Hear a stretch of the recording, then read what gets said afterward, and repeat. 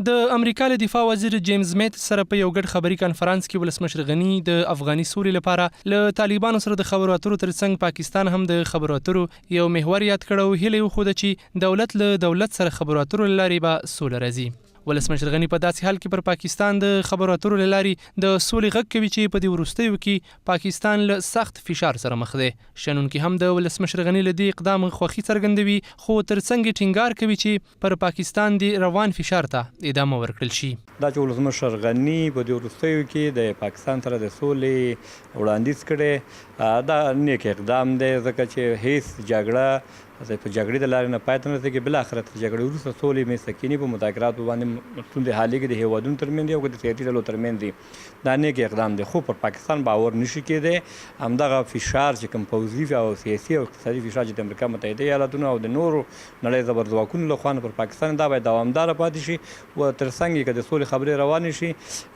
یو هیلهمندي شته. ځینې نور په دې اندي چې هند او له هغې وروسته په ناڅاپي ډول کابل ته د جیمز میتس سفر هم پاکستان ته د زغم وړ نه دی. خو پر وینای ولسمشر غني ته پکار دي چې له دې فرصت نه په استفادې باید پاکستان ته یوازې د سولې وړاندیز ونه کړی شي، بلکې هغه هیواد دې مجبور کړی شي چې د افغاني سولې پر راتګ کې خپل رښتینولي ثابته کړي. ډاکټر صاحب اشرف غني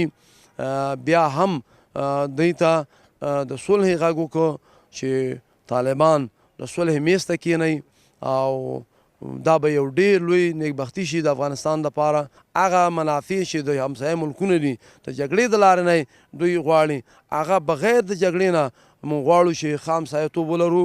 دا ډېر ښه دغه ده موقف ده او ډېر ښه نظر ده، ډېر ښه وخت کې د هغه وشو، موږ یې تاییدوو. علما که له یوې خوا په اوسني وضعیت کې په افغانستان کې د سولې لپاره پاکستان ته د خبرو اترو وړاندیز یوه پرځای کړنه بلل کیږي، له بل لوري یو شمېر شنونکي په دې اندي چې له پاکستان او وسلوالو طالبانو سره د سولې خبرو اترو په طرز العمل باید له سره فکر وشي. هغه پالیسي چې افغان حکومت د سولې په تړاو لري یا هغه شرطونه چې طالبان د سولې په تړاو لري په هغې باندې باید تجدید نظر وشي. مثلا دا ناممکنه ده چې افغان حکومت فرضاً طالبانو ته وایي چې تاسو راشئ وسلې کیږدئ او د عادي خلکو غوندې ژوند وکړئ، یا دا هم ناممکنه ده چې طالبان افغان حکومت ته وایي چې تاسو